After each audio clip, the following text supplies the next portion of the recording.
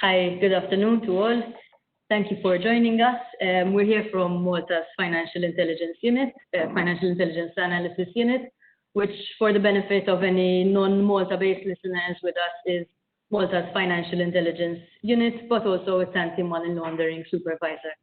My name is Clara Borg-Bonacci. I'm from the FIAU Guidance and Outreach section, which is a relatively new team within legal affairs, and we're responsible for drafting guidance documents and carrying out training events and just other outreach in general. I'm joined by my colleague Yannicka Pisani, who works in my team, as well as Consuelo Marti, who manages the section that's responsible for supervising the designated non-financial businesses and professionals, so lawyers, notaries, tax advisors, real estate agents, CSPs, and so on. And together with her team, they go on site and assess that entities are complying with their anti-money laundering obligations. This is the first of a series of sessions on money laundering risks and typologies, and we're starting with real estate today. Just some rules before we dive into the webinar.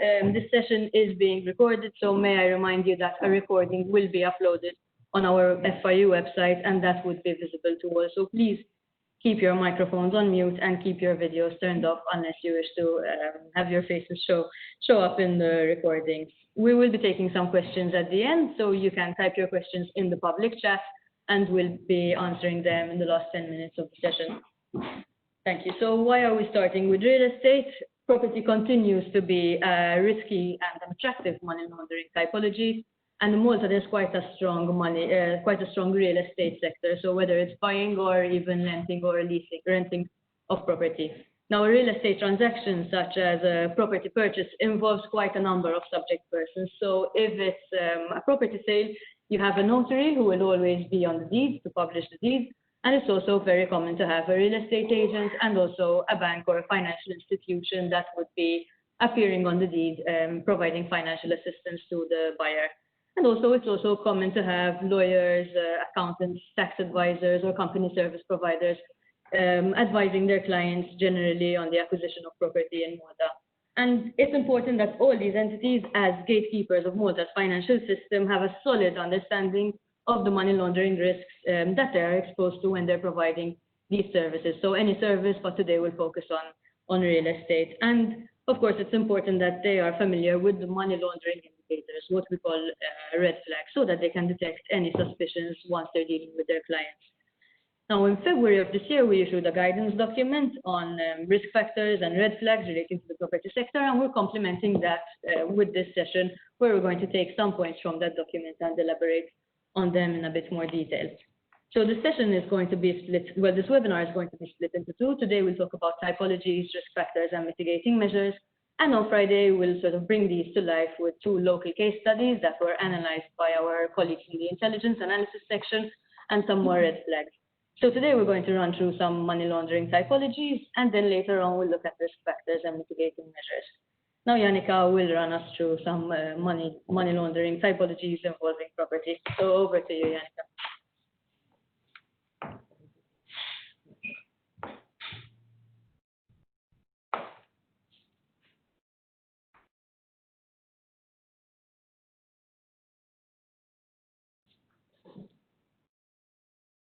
Thank you, Clara, and good afternoon, everyone.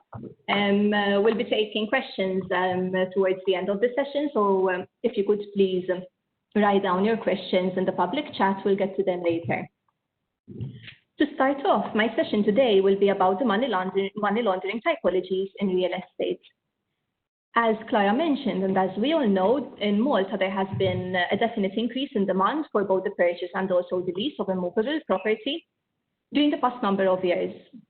So naturally, this makes the real estate industry vulnerable to a number of criminal activities, most of which are actually predicate offenses to money laundering, such as tax evasion, fraud, and also something we tend to take for granted, but we definitely shouldn't, terrorist financing.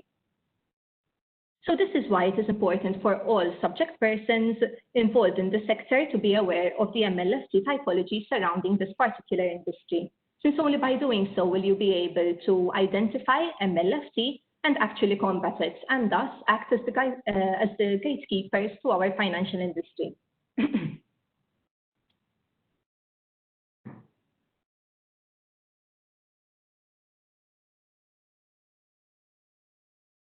Okay, so you might be asking why. Why is real estate susceptible to MLFT? And actually the answer is pretty simple. Real estate transactions provide persons with the perfect opportunity to both integrate illicit funds into the legal economy and also camouflage their illicit source. This, plus they afford criminals with the added benefit of being a safe investment. So naturally, this particular industry is definitely prone to abuse. In fact, this is why we stress as an FIAU that all subject persons involved in the real estate industry must ask their customers certain questions in an attempt to understand them before actually conducting business. So, for example, we actually encounter certain situations where certain questions would have been merited by subject persons, as in they should have asked more questions to their customers. And if they would have, an STR should have been filed with us. So naturally, this leads us to the conclusion that the subject person was either complacent or else that they should have been asking more questions, and they ended up turning a blind eye. So please watch out for the MLFT indicators, since you can only do your job in this way. Okay, so to start off with the first typology, this is the manipulation of property value. Manipulation of property value can actually take two forms, either in the over-evaluation or else in the under-evaluation, where practically this is done by criminals in collusion with other third parties who may be subject persons to either overestimate the value of a property or else underestimate it. To start off with the first one, which is undervaluation. This is a popular method to pay less stamp duty. It involves listing a lower price to the property than the actual value. And here, the difference between the price indicated in the deed of sale and its true worth is then paid under the table by the purchaser to the vendor with undisclosed illicit cash payments. And why cash? Obviously, it is anonymous, less prone to detection by tax authorities. On the other hand, in the case of overvaluation, a higher amount would be indicated in the deed of sale, and thus, the larger the discrepancy, the greater the amount of illicit funds that may be laundered.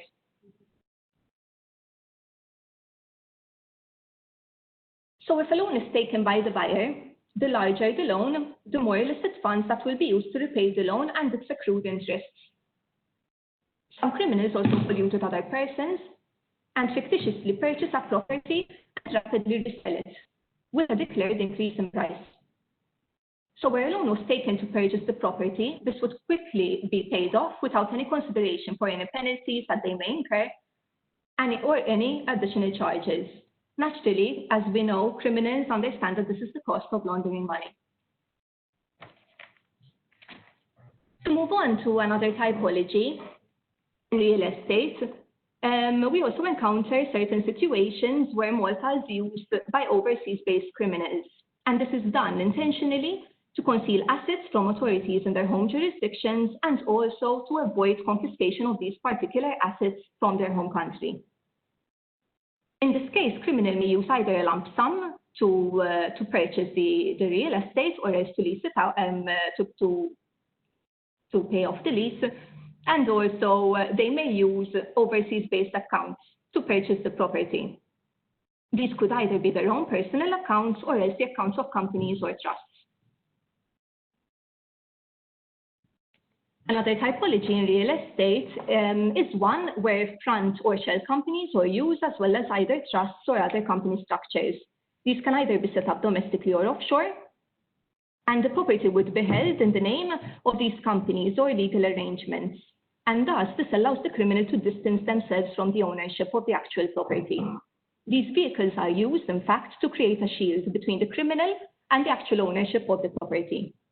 These arrangements may be used to obscure the source of funds and also the destination of the funds. So I'll be ending my presentation today by exploring some other typologies in real estate very briefly. Some of which, for example, is the rental income, which is used to clean illicit funds. An example of this typology is where criminals lease out their properties, providing the lessee with the illicit funds to pay the rent, and thereby cleaning their dirty money. This may also be done, so this is done either by paying the lessee the lease in full and channeling the illicit funds in this way, or else by inflating a portion of the lease. We have actually come across certain situations, for example, where, someone inflates the lease of a property and passes on certain illicit funds and declares this as part of the lease. Another example is where criminals buy property in the name of third party and pay the said third party rent using dirty money. This type of typology provides criminals with an opportunity to both clean illicitly obtained funds as well as to disguise the real owner of the property.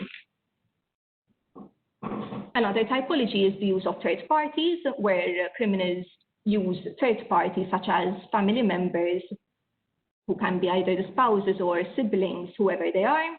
And this is done where, so in this case, this third party would be purchasing the real estate in their own name. This is either done for tax evasion purposes or as a money laundering, it is a money laundering typology. Property is either purchased directly on their behalf or else the proceeds of crime are deposited into their bank account to make the purchase. This method again allows criminals to bypass the system and hide behind this third party, so thereby disguising their direct involvement. Another typology is the use of professional facilitators, where these are used and they actually assist criminals to launder money through real estate. These can be either trusts and company service providers, lawyers, and even possibly accountants. Criminals like to involve certain professions naturally because this provides a veil of legitimacy. And thus, this serves as a buffer between the criminal and the actual enjoyment of the assets. I have also included some funding typologies, where, for example, cryptocurrencies can be used and also cash. And also, the last typology is the use of loans. Loans can be used as a cover for laundering proceeds of crime, and the repayments can be used to mix illicit funds with legitimate funds. In fact, certain criminals prefer to opt for this type of typology because it is less suspicious than actually coming up upfront with a lump sum of cash. So they prefer to hide behind a loan. And this is in fact why we stress that, for example, certain subject persons can't just rely on other subject persons to conduct their CDD. And the last typology leads us to loan-back schemes, which are used to either launder money or else for tax avoidance purposes. These schemes involve funds being deposited in an offshore bank account and then borrowed back by another company, which could be a shell company. And this company would also be controlled by the holder of the same bank account. Thank you. I'll now pass you back to the competent hands of my colleague, Clara, and also Consuelo.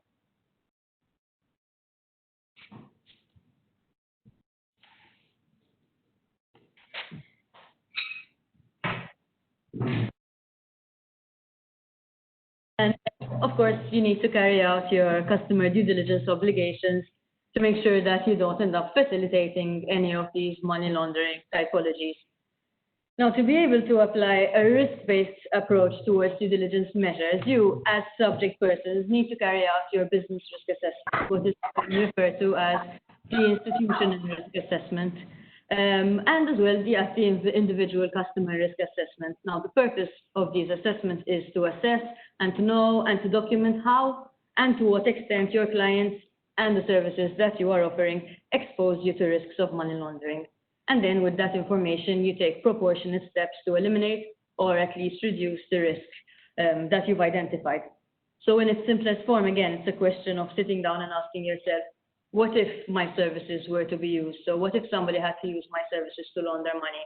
How would they do that and what would they do? And then you start looking at those situations or sources or scenarios that would give rise to risk. And these are what we call the risk factors. Typically, we look at 4 main categories of risk factors. So your customers, so how your different customers expose you to different risks, the different geographical connections that you have when giving out your services, the products and services that you are offering, but in this case, we're just talking about one service, which is real estate sales or rentals, the transactional risk, and the interface risk, so the way that you interact with your customers. So in this next part of the webinar, we're going to be listing some risk factors for each of these categories. We're going to be talking about the ones that tend to increase the risk of money laundering, and then Consuelo will give examples and suggestions of what measures you can carry out. So I'll also welcome and introduce Consuelo once again into the seminar. Hi, good afternoon, everyone. Just following on from Clara's introduction, as she said, compliance has now shifted. So it used to be more of a tick box approach, and it has now shifted to a risk-based approach. So what does that mean? That means that mitigating measures should be applied in relation to the level of risk. So in practice, how do you apply that? What we would want is basically risk-based approach means that you apply more intensive and targeted measures where the risk is higher. And in turn, you would apply simpler or more standard measures when the risk is lower. And as Yannicka mentioned before, it's also very important to remember that there's not always a mitigating factor that applies to the level of risk. So there might be a situation where the risk is so high that the only way to mitigate it is to submit a suspicious transaction report. So that's also something to keep in mind. Now, moving on to the risk factors, we're going to be starting with customer risk factors.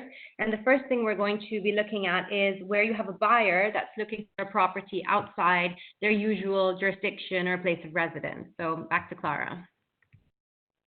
Thank you, Consuelo. So rightly said, and it's important to note that the presence of a risk factor is not an indicator or a suspicion of money laundering. It's just something that could potentially increase your risk of money laundering, and your duty then is to mitigate and to address that risk. So when you have a property, when you have a buyer who is looking to, or somebody who is looking to buy or to rent property outside of the place that they are established in. So in the case of Malta, your buyer, your customer, who is a buyer or potential lessee, is not established in Malta in any way. The risk here is that this person does not have a meaningful connection with the country that they're buying or renting property in. And the risk there is that they might be buying the property, they might be looking for your services to try and hide assets away from the country that they're established and generating their funds in. And they would do this to make it harder for any authorities to detect their assets and to trace and to seize their assets.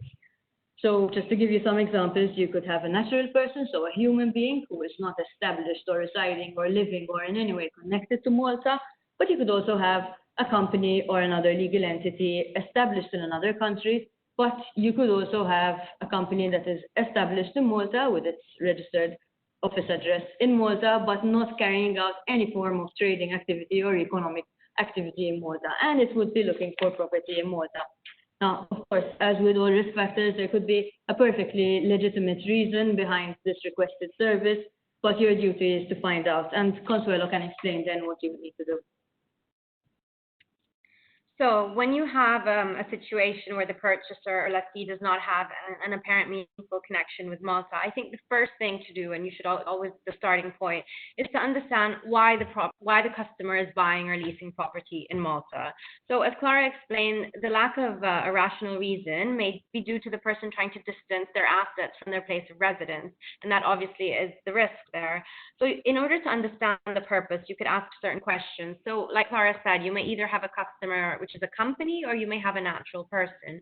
So where you have a company, you could start by understanding the business rationale behind the acquisition and how it fits in with the business activities. So is this company going to open a store in Malta? I mean, what is the purpose of the company buying the property? So you would start there just to understand the reason behind. And, you know, something that could maybe bring up a red flag is they're buying this property which is going to have a shop, but the company itself deals in something completely unrelated. So asking questions would lead you to have information that helps you make a determination whether the customer is within your risk appetite or not. Similarly, you might have a natural person as a customer, and they might be looking to buy or rent property. Again, you could ask questions. Why are they renting or buying? Are they going to relocate? Is it a family home? Basically, you're just asking your customer questions in order to understand the genuine reason behind the transaction. Another high-risk factor, which I think is very common, especially in property transactions, is that you have a buyer or a lessee, and the person has a the company is a complex structure, has a complex structure behind it. So Clara can then delve into that risk factor. Okay, so here we're talking about in situations where your customer isn't a natural person, so isn't it's not a human being buying in and for their own name, but it's an entity, so a company or any other type of legal arrangement with an ownership structure that involves lots of different entities or legal arrangements. So you will have multiple layers of ownership, and this is even riskier if those entities are set up in different jurisdictions. Now, this is considered risky because of the possibility that this structure is being used to hide the identity of the owners or of the beneficial owner, or to hide any links with criminality. These structures are popular because they make it difficult to find out who the beneficial owner is, and so it's difficult to find out who you are actually providing your services to ultimately, and whether these have any connections with criminality or any other sinister intentions when buying or renting property. Now, as with all risk factors, we have to say that not all such structures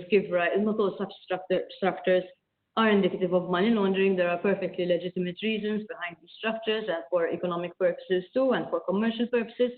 But the less meaningful the connection is, or the more complicated the structure is, you sort of need to ask why. So, I mean, Consuelo, what measures would you expect to see when you're on site and you're looking at subject persons who have service customers, which are complex legal entities? How would you expect them to go about their due diligence? So first of all, as Clara explained, the higher risk here is that you're not really understanding who your customer is, because they're hidden behind complex layers of different companies and so on. So the first thing that I'd like to mention is that the Prevention of Money Laundering and Funding of Terrorism regulations make it compulsory to identify who the customer's beneficial owner is, where of course the customer is a company and not a natural person. So this is something that should always be done, not just where it's a high risk and so on. You should always know who is behind the company. Of course, if you look at the Prevention of Money Laundering regulations, that they will tell you that sometimes beneficial owner isn't necessarily only through ownership. There are also other ways that someone could be controlling a company, through voting rights or through senior management positions. So it's always very important to understand who's really calling the shots and who is your customer, because obviously there is someone behind the entity. So another thing that is very important is that you basically shouldn't just stop there. You shouldn't say, okay, person X is my beneficial owner and there we go, because that's really not the point of a risk-based approach. So once you have identified the beneficial owner, you should ask yourself, does this make sense in the context of this transaction? I have this person who is buying $1 million property or multi-million-dollar property, and the UBO is this 18-year-old. I mean, just to put the pieces together and understand. And that really helps as a mitigating measure, because once you have that information, you can understand, does my customer have the funds to buy this property or to lease this property? So like I said, you have to know who your beneficial owner is, but also put the pieces together and understand within the context of the transaction if that is enough and if it fits. The next thing that is also something we often see in property is when you have a buyer that is seeking to buy multiple properties. So Clara, can you delve into that, please? Thank you. So we can also group this risk factor with, so not just buyers seeking multiple properties, but also buyers who are seeking very high value, very expensive properties. The risk here is quite simple. It's basically that you can legitimize hundreds of thousands of euro or millions of euro in many cases in one swift transaction, or else in a series of transactions that take place within a short period of time. I mean, it's a relatively efficient, very cost-efficient way to launder a lot of money in one go. But also, I think, Consuelo, you probably explained that the main due diligence measures are about making sure that your customer really does afford this purchase, understanding why this purchase is. Maybe you can elaborate a bit more on this, because it's obviously very legitimate to might need to buy multiple properties at once. It could be an investment, there could be business purposes for it. It could be that you simply afford it and would like to invest in property. So what's your role there? Should you be suspicious of this type of activity? How would you go about it? Okay, so in a situation where you've become aware that the purchaser is buying multiple properties, again, as Clara said, this doesn't necessarily mean it's there's a high risk or something is wrong, but you have to basically ask questions to understand that. So I think what's important here is to understand the source of wealth and the source of funds of this purchaser. Now, it's risk-based, so this isn't something that we always expect to see, especially in real estate transactions where we deem it to be an occasional transaction. We don't expect across the board for the agent or the notary to be asking about the source of wealth and source of funds. But in a situation like this, where the buyer is purchasing maybe 3 or 4 very high value properties, the risk is high. So the expectation is that, you should be asking these questions. It's really the only way to mitigate your risk. So you would have, I think, 2 situations here. You might have a customer who is buying with their own funds, and you might have a customer who is buying through a bank loan. So if the customer is buying through their own funds, you would just want to take additional measures to understand that the funds have been obtained through legitimate activities.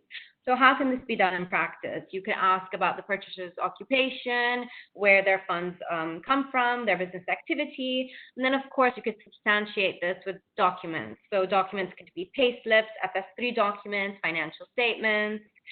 Similarly, where you have a bank loan, you would just want to understand, is this bank licensed? Is it licensed in a reputable jurisdiction? And you would want to do some research there. I mean, there's obviously a different risk where your bank loan is coming from HSBC and where the loan is coming from an institution you've never heard of in a jurisdiction that is known for lax regulation. So when you do have that case, you'd want to look into it a bit more. Can you find any adverse media on the institution? Is there anything online that does it have a license? Where's the jurisdiction? Is it a high-risk jurisdiction? Is it reputable?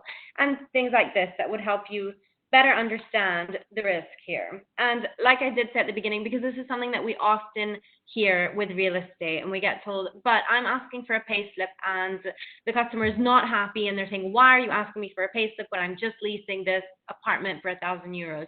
So it's not always the expectation. The expectation is when there is a high risk, then you would ask more questions, and then you would obtain documents to substantiate what the customer is telling you. We also have another controversial topic that, again, gets brought up a lot. When your buyer is politically exposed, what is the risk here? Sorry, so the main risk surrounding politically exposed persons, just to condense the whole principle of PEPs in a nutshell, is that due to their, what we call their prominent public function, so a particular role that they occupy, which is a role where they have a lot of control or a lot of say over certain decisions and decisions that could influence other persons' business interests, is that they are more susceptible to bribes and to corruption. And PEPs are given a special high-risk status within any anti-money laundering framework simply because they expose you to this particular risk, and because of the risk that they are using your services to either try and launder their funds or to layer their funds or to try and create different layers to distance themselves from the actual funds going in so that you don't detect who these PEPs are. So let's start by saying that it's really important to recognize that not all politically exposed persons give rise to the same level of risk. It is true that all anti-money laundering obligations ask you to apply enhanced due diligence measures, but there are also risk-based enhanced due diligence measures. And we explain a bit more of this in our implementing procedures, part 1. So you really and truly have to adopt a common sense approach and understand what's going on when you're dealing with a PEP, so even outside of the property sector, whether the service that they're looking for makes economic sense and whether their salary permits or their income permits the activity. But with property, I mean, when you have a buyer who is a PEP or a family member or a business associate of a PEP, there is a risk that they're seeking to launder bribes or incentives by buying property, or else by creating lots of different legitimate transactions to try and give legitimacy to any dirty funds that they might have. So what type of enhanced due diligence measures would you expect to see, would you expect to carry out to make sure that you're not helping, first of all, to make sure that your customer is a legitimate customer and is seeking your services for legitimate purposes, but also to make sure that you're not facilitating any money laundering? So I think the starting point here is that you need to determine whether the customer is actually politically exposed or not. So you can do that either by using databases or by actually getting a declaration from your customer themselves. So you start there, and if you've now determined that your customer is in fact politically exposed, then you need to say, okay, what are the measures that I can take to mitigate this risk? So like Clara said, we always should keep in mind that not all PPs have the same risk. So we don't want a blanket approach here where they're a PP, no way they're high risk. No, that's not the correct way. Not all PPs are basically on the same level of risk. So the expectation here is that you would scrutinize where the money is coming from and whether it makes sense that they can afford this property given their salary. Now, a subject person has an advantage here, and that advantage is that basically in a lot of jurisdictions, PPs earn a fixed salary and they have an obligation to disclose their assets. So you might have a situation where you can do some research and you find out exactly how much PP earns and the assets that they have. And that's a very good mitigating measure because let's say the property costs 50,000, their salary is 150, they have some savings. I mean, it makes sense. So that's a good measure to do some research with publicly available information. If not, let's say you're not finding any, and for example, the PEP declares that the funds are derived from business earnings, you could maybe ascertain the nature of the business and to really understand whether they actually do carry out this business. And again, as mentioned previously, you could obtain substantiating documents, such as, for example, financial statements to show how much this business is earning. So different documents that could actually give you comfort that this transaction makes sense within the earnings of this person.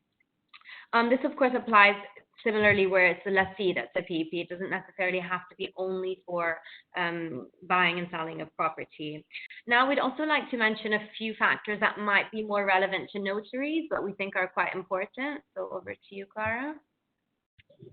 Thank you, Consuelo. So one of the risk factors that we want to mention in this presentation is when you come across a situation where your buyer is constantly changing their notary.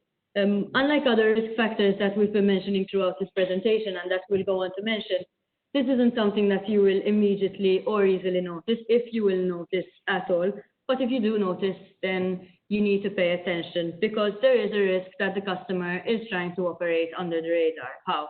So it's possible that the customer has been making quite a few property purchases, but each time looking for the services of a different notary in the hopes that the different successive notaries don't notice that this person has been buying so many properties and start to question where the money is coming from. But then there is also the possible risk that the buyer is irked by some questions that the notary might be asking when carrying out their due diligence, and that they might simply be looking for a notary who is a bit less scrupulous than the one that came before. So this is more of a best practice because it's not something we would expect to see in the business risk assessment or in the customer risk assessment, and it's not something that you are going to notice immediately. Again, if you do notice it at all. Once again, there could be legitimate reasons for changing your notaries. Perhaps you don't like your notary. There could be multiple reasons. But what would you do in this case if you notice that your purchaser has been to so many different service providers, especially when it's very typical to have a good relationship with a service provider and to be loyal to their services and to sort of establish a friendly but professional relationship with them?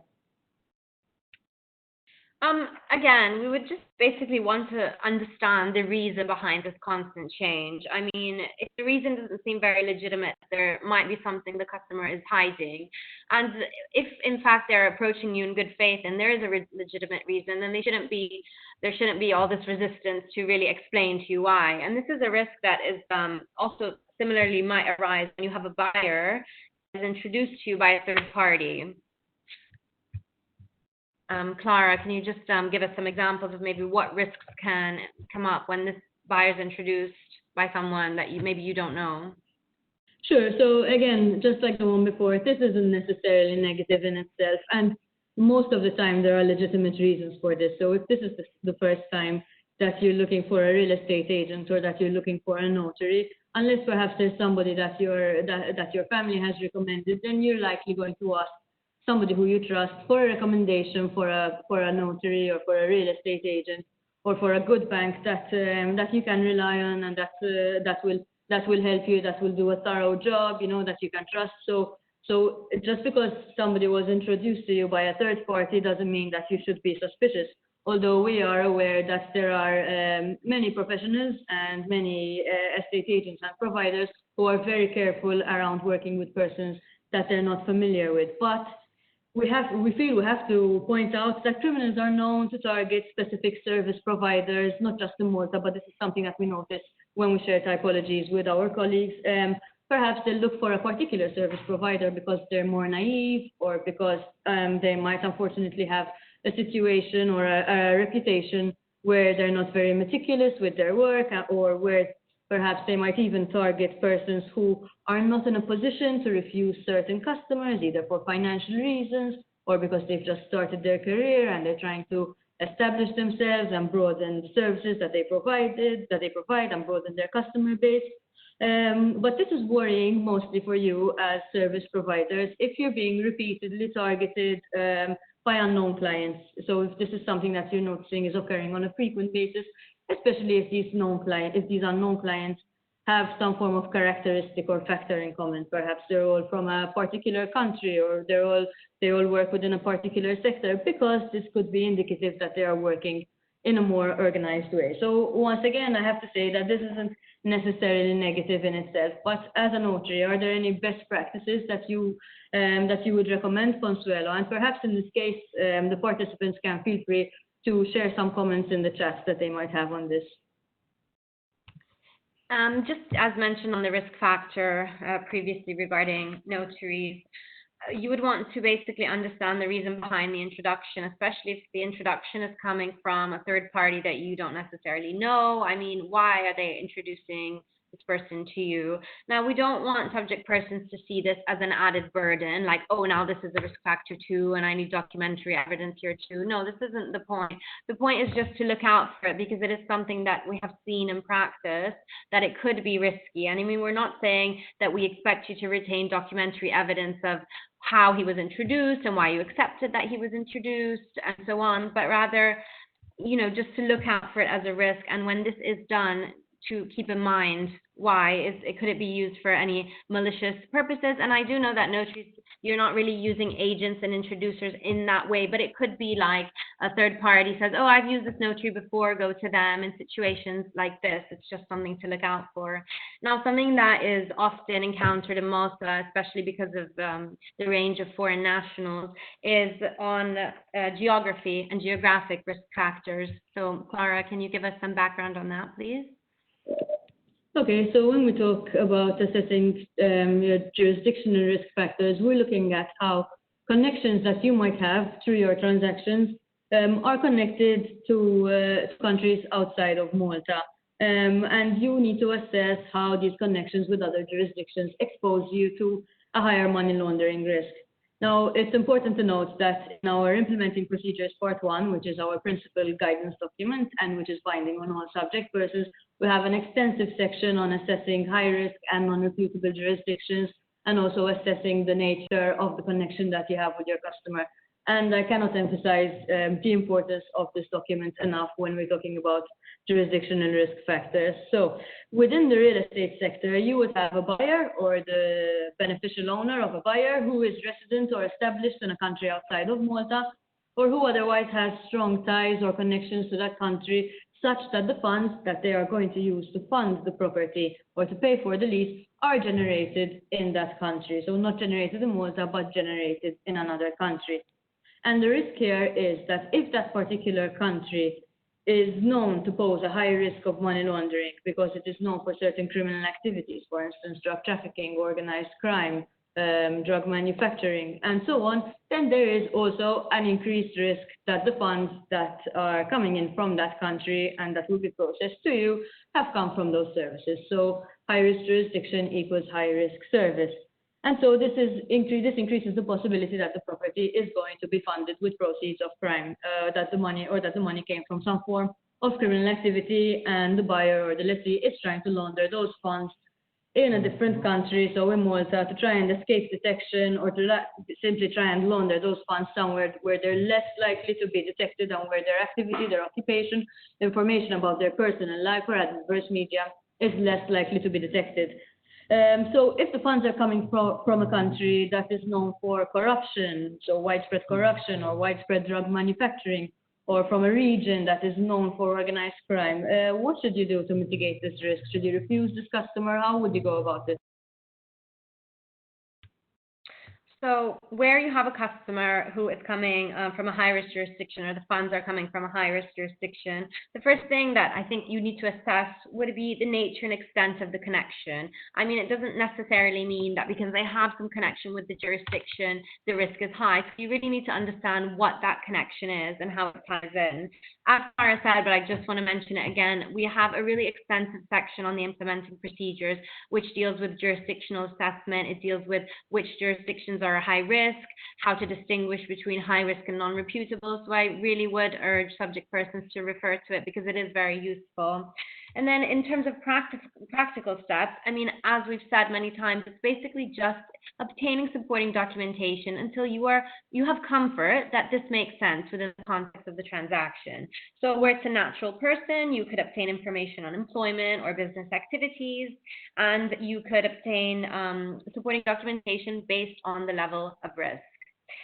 Same thing, when it's a company, you could take some measures to understand the business activities and verify through financial statements and so on. Now, it's important not to remember that sometimes you have a customer, and this customer might be a person in Malta buying a property, but those funds might actually not be coming from Malta. The funds might be transferred from her father, let's say, in a high-risk jurisdiction somewhere else.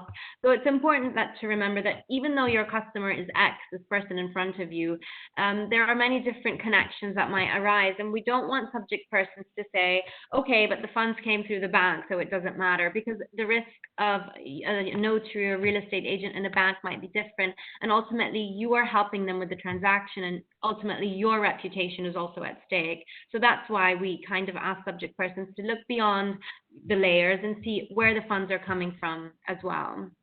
Now, to transaction risk. Please, Clara, if you want to start us off with the use of cash and the risk that poses.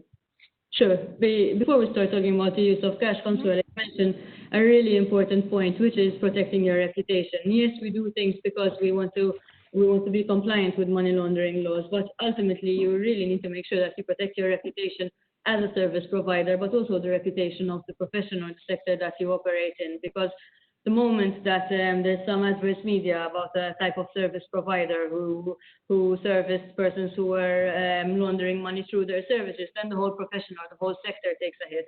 So it's also something that you need to do because you don't want to be associated with that type of activity, and also you don't want to end up embroiled in money laundering, in facilitating money laundering, because that is a criminal offense. So it's not just administrative. There's something a bit more serious there. So let's move on to transaction risk. Now, when we talk about transaction risk, we are talking about how the different types of transactions that you accept or that you service expose you to different types of risks. So different funding methods within property or within lease expose you to different money laundering risks.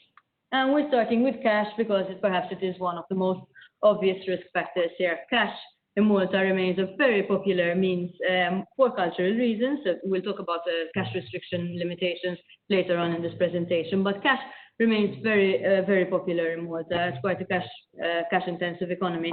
But there is also a darker side to it because cash is a very popular means of payment in the criminal underworld. So cash, the money laundering risks associated with cash are multifaceted. So first of all, cash is risky simply because it is anonymous. It doesn't leave a trace, doesn't leave an audit trail, and it moves on from one person to another undetected. And this allows people to disassociate themselves from a cash transaction, so they can give their cash to somebody else, and that somebody else acts as a front. Depositing money in a bank account gives you, to a great extent, some security and peace of mind. So you also wonder why people would want to have stacks and bags of cash when they could be placing them somewhere that's a bit more safe and a bit more secure. And even tying in with the typologies that Janica mentioned earlier, the use of cash also makes it easier to under-declare property, and this is very helpful if you're trying to avoid paying as much tax as you should be paying, and then you could perhaps collect the difference behind the service providers back through a cash transaction, which once again will less likely be caught by the tax authorities. Sometimes you will have buyers who will outright tell you that they're ready to buy in cash. Now, sometimes this means that they're ready to buy without a bank loan because the process of obtaining a bank loan takes some more time, and sometimes there are urgent reasons to buy a property. But what we're talking about here is cash, banknotes, and coins. And sometimes you could also have landlords who tell you explicitly that they are looking for tenants who will only pay in cash. And this makes it easier for them to not declare their income from rent, although this is becoming more difficult. It's being discouraged by certain regulations. So how should entities go about cash transactions, Consuelo? So first of all, just mention the cash restriction regulations, because I'm sure that most people know about these. Now, these regulations are not yet, they have not yet been enacted into law. So as of now, there isn't that regulation per se, so cash can still be used without restrictions as such.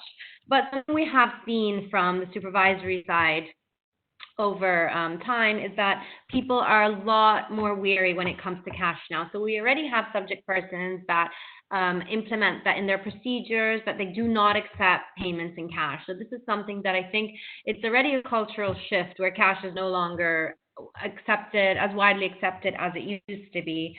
But as Clara mentioned, I mean, cash doesn't automatically mean, oh, the money's laundered because it's cash. That's not it at all. I mean, there might be legitimate practical as well as cultural reasons why someone is paying in cash. But I think what someone should keep in mind here is that the higher amount of cash, the higher the risk. Why? Because it's not traceable like a card is. So it's really difficult to understand where this cash was generated from.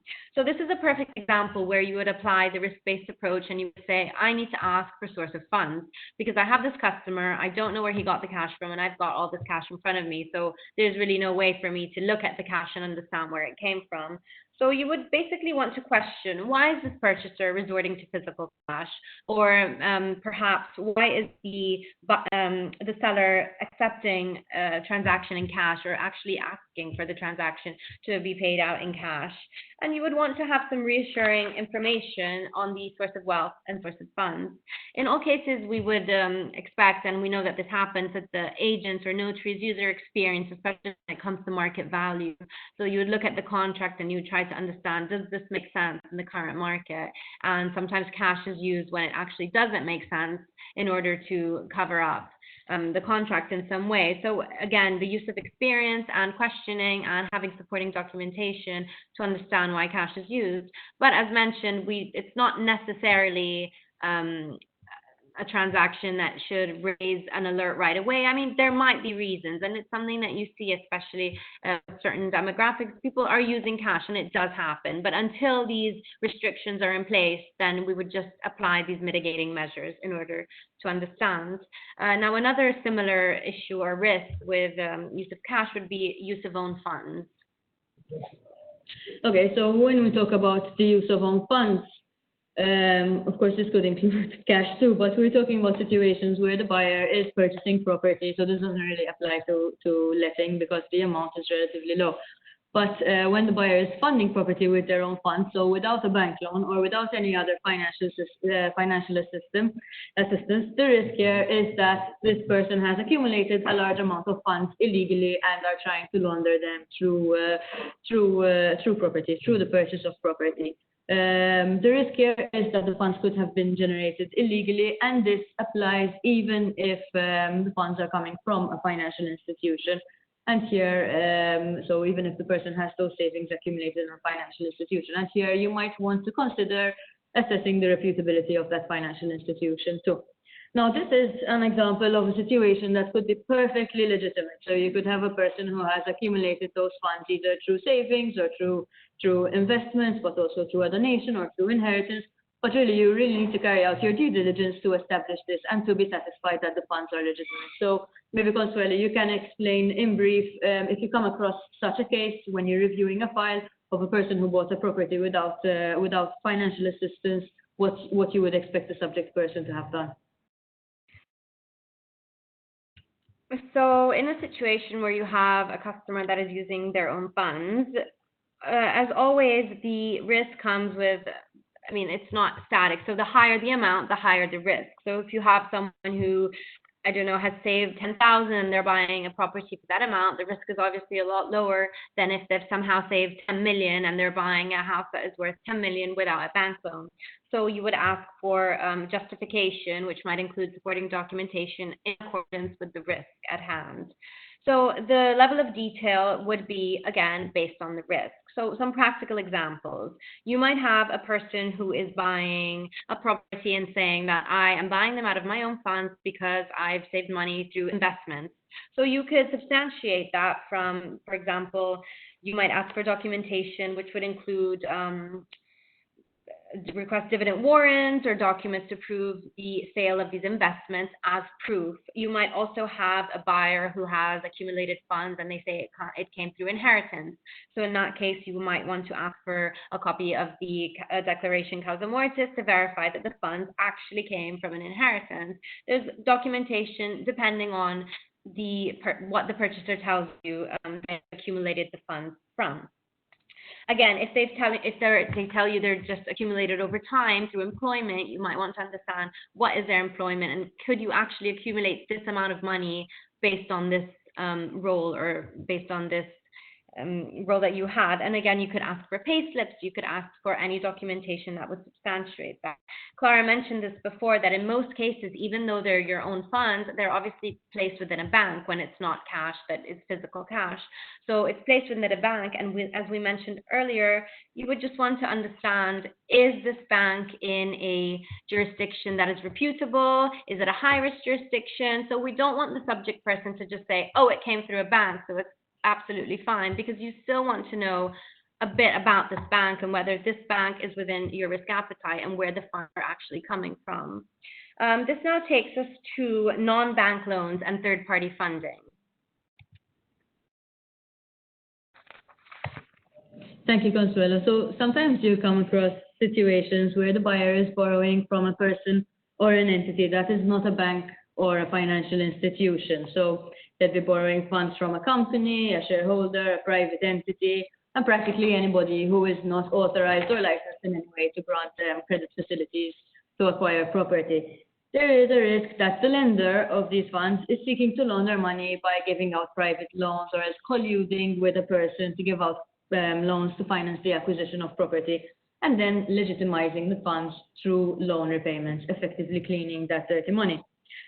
Once again, there could be completely legitimate reasons for obtaining financing or obtaining loans from other persons. Maybe, Consuelo, you can run us through these and give us some indications of what subject persons could do to reassure themselves when they're faced with this situation. So in a situation where you have a non-bank loan and it's a different type of funding method, you would just want to take measures to understand where the loan is coming from, and most importantly, the connection between the lender and the borrower, because it might not be as clear as the lender is a bank, so there's a connection. I mean, who is really lending the money to this borrower? And in some cases, the connection is very clear. So you might have parents lending money to their children. So that's obvious, you know, my children want to buy a house and I'm lending them money. So you might want to consider getting information on source of funds of the parents and understanding whether the parents actually have, it makes sense based on their employment and whatever their business, that they have this money to give to their children. And there might be also situations where the connection isn't as clear as a parent lending money to their children. So you'd want to just scrutinize the circumstances surrounding this transaction and then the lending of this money. So you might want to obtain information on the identity of the lender and, where applicable, the beneficial owners of the lender. Additionally, you could take measures to understand how the loan is going to be paid and the source of the purchaser's funds. So something you could do in practice is obtain a copy of the loan agreement to have more information and to consider if the loan conditions are in line with the conditions of the current market, for example. This could also then take us on to some other further unusual funding methods. Okay, so thank you, Consuelo. So when we say unusual funding methods, this is a sort of umbrella clause for anything else that isn't the orthodox conventional way of acquiring property or financing property. And the idea here is that with the security and the peace of mind that is offered by traditional funding methods, why would somebody be using an unusual funding method, whatever it might be? And even when you consider that, for instance, bank loans or perhaps contractual loans are regulated, and when you consider that bank loans are regulated to an extent that they afford the consumer, so the borrower, some form of protection, why would somebody be resorting to an unusual funding method? And then there is always the most important question there: where is this money coming from? who is funding this transaction, what is the connection, and why are we resorting to this funding method? Are there any points that you can give us on this? So as Clara correctly mentioned, given all the types of financing available today, you might ask, I mean, why is this customer going to these unusual methods of funding? And just to understand if there's a legitimate reason for this happening. And again, you could just take measures necessary to ensure that the source that's generating the funds is a legitimate one. Is this actually a lender that you can find, or is there adverse media on this lender? And just some research on where the funds are coming from. And then ultimately, it's up to the subject person to determine whether the transaction is within their risk appetite, because of course you could now collect all the information and decide, you know what, no, this is too risky for me, I'm not really understanding how this is happening in practice, and it's not a transaction that I want to help or aid to be a part of. And ultimately, if you cannot mitigate the risk, you can always file a suspicious transaction report, which should be done anyway when you have suspicion. So lastly, we'll now turn to interface risks or delivery channel risks. Thank you. And what you just mentioned is a general principle that should apply to all. Basically, if you have a risk that is so high and with the information that you've asked for and the documents that you've obtained, you're still not comfortable enough to mitigate the risk, it could either be because you haven't done enough, but it is more likely because the suspicion is still too high, the transaction is still too complex, still too high risk for you, and that there is an indication of suspicion in this case. So you should consider reporting if the conventional methods for due diligence and enhanced due diligence have not sufficiently reassured you. So let's go on to our last set of risk factors. So delivery channel risk factors, or sometimes we refer to them as interface risk factors. And this, all it means is the way that you interact with your customer, because the way you interact with your customer affects the risk of money laundering taking place. In principle, we talk about, we usually distinguish between face-to-face customers and non-face-to-face customers, but we have also moved away, we have long ago moved away from the consideration that non-face-to-face interaction increases your risk of money laundering, because that is too broad a statement, and the way that business is being conducted, and now more so than ever during these times, remote interactions do not necessarily lead to high risk, especially when you consider the abundance of software or of methods that you can use to identify and verify your customer. Now, it's common within property, it's very common to have a buyer or a seller who is being represented by another person on the deed by way of what we call the power of attorney. Sometimes a spouse would appear on behalf of another spouse simply because it's more practical, especially if that one spouse is in business and is constantly appearing on deeds and they don't want to disturb their spouse each and every time they need to show up at a contract. Or sometimes family members will appear for each other, and this is very common when you have property that's owned by a number of different people. Perhaps it's been inherited, and so you won't have tens of people in a room, but you have people appearing for somebody else. And sometimes people are ill, they're infirm, or they reside abroad, and they allow somebody else to appear on their behalf. So as you can see, one shouldn't assume that not interacting with your client poses a high risk of money laundering, but there is a risk that persons who are associated with criminality will try to distance themselves from the transaction by getting somebody else to show up on their behalf. So what are you required to do in such cases? And then something similar that's slightly different to what we're saying is when you haven't actually met the buyer face to face. What we're trying to speak about here is instances where you have, for example, a real estate agent who brokers a deal with a potential buyer who they have never met, and this buyer has never actually seen the property. I mean, it's a bit harder to identify and verify your customer if you haven't met them. So what would you do? So in cases when you have someone represented by someone else, or potentially it's a non-face-to-face transaction, I mean, again, as you said, it's risk-based. We often see a transaction where perhaps the buyer cannot be there in person because he resides abroad, or he's ill, or he's an older person. There are many different reasons. So it could be, for example, you have a person who is ill, and a power of attorney might be enough. You have power of attorney in front of you. You understand that the person who's representing them has been seen. The power of attorney is signed. It's seen by a notary, and that's enough for you to ascertain that, okay, this person is being represented for a valid reason. So depending on the risk. Where it's not so obvious, you might want to ask some other questions and obtain further documentation in order to understand why is this person not here in person. Now, this obviously, especially given the times, is is occurring very frequently when you have someone that is not there face to face. So I'd like to point out that here you would just need to understand that their documents are genuine. I mean, there is no approach that fits all here that can tell you this is definitely a genuine document, but there are certain ways that can help you understand if the documentation is genuine. And our implementing procedures actually do have quite extensive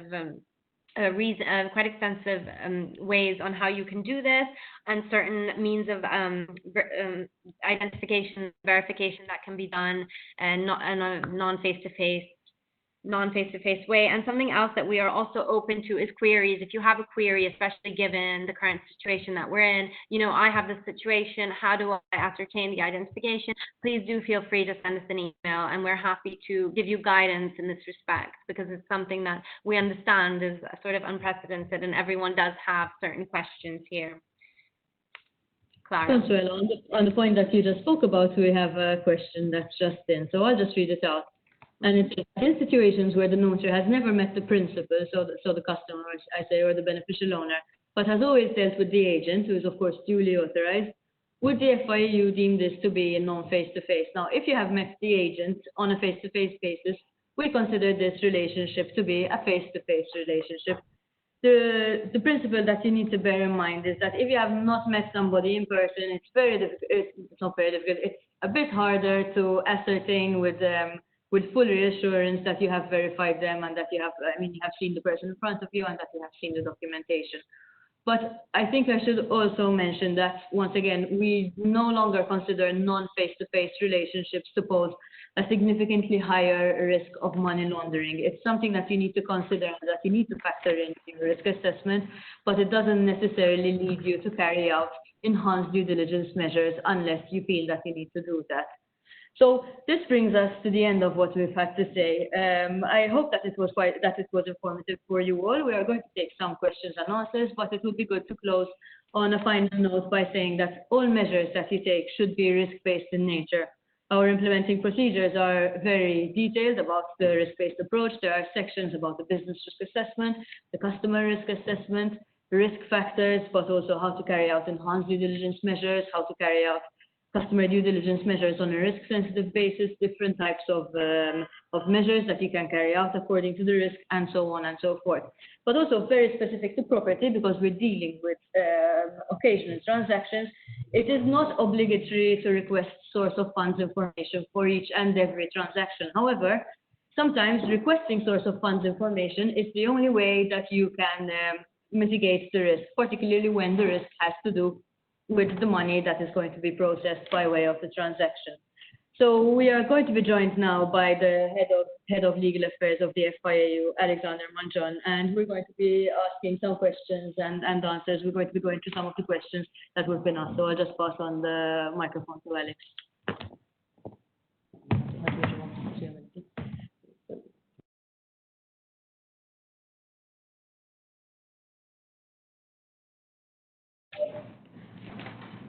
So the first question that we wanted to start with replying was a question in relation to the reporting regime.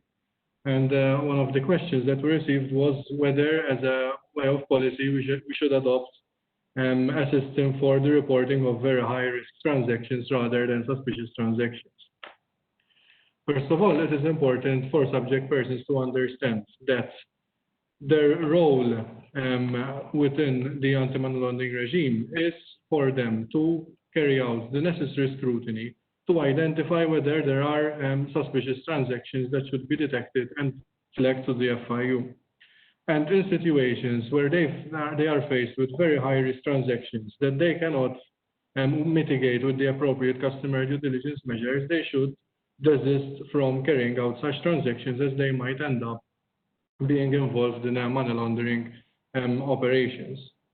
And in such cases, it's not simply a matter of reporting that very high-risk transaction to the FIU and then going ahead with with the transaction, it is important that subject persons understand that they play a role in view of the fact that they have a more direct contact with the client, and through the application of customer due diligence and through the carrying out of the necessary scrutiny, they are better placed to identify whether that very high-risk transaction is indeed suspicious. And the system applied in that manner, that is, the subject person scrutinizing directly the client that he's dealing with, is more effective rather than dumping those very high-risk transactions on the authority to deal with, fully knowing that the authorities are not in direct contact with the clients to be able to apply effective customer due diligence measures. We had another question whether we shall be circulating the presentation. It is important to know that the record of this session will be uploaded on our website, as well as the presentation that has been put on screen. It's also important for the audience to know that you may also refer to the guidance that we've issued on the property sector in February this year, which you may find on the FIAU's website under the heading guidance, which provides much more detailed information on today's topic.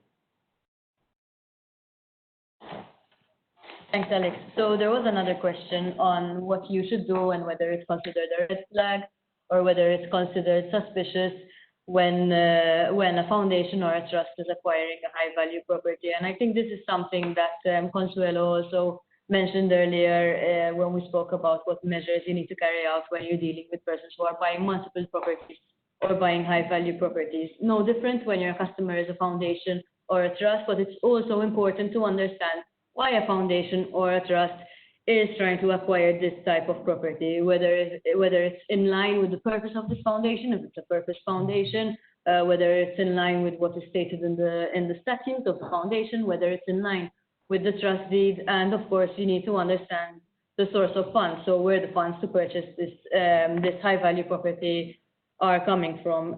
So ultimately, there are two things that you need to establish, of course, beyond your minimal customer due diligence obligations. But you really need to understand why that foundation or that trust is acquiring property, and if it makes economic sense with the objectives or with the purpose of that entity, and also where the funds are coming from, because there is a risk that the foundation is being used as a front to launder money. So this brings us to the end of this webinar, of this section of the webinar. Thank you very much for joining us this evening. Please join us again on Friday if you're registered, where we're going to be bringing the typologies and the risk factors that we spoke about today to life through two local case studies that we've analyzed here at the FIAU involving real estate, involving property and involving local subject persons. And we're also going to be delving into specific red flags that relate to property. Thank you, Janica, and thank you, Consuelo, for your help. Thank you, Alex, too. Thanks for tuning in. Have a nice evening. Thank you.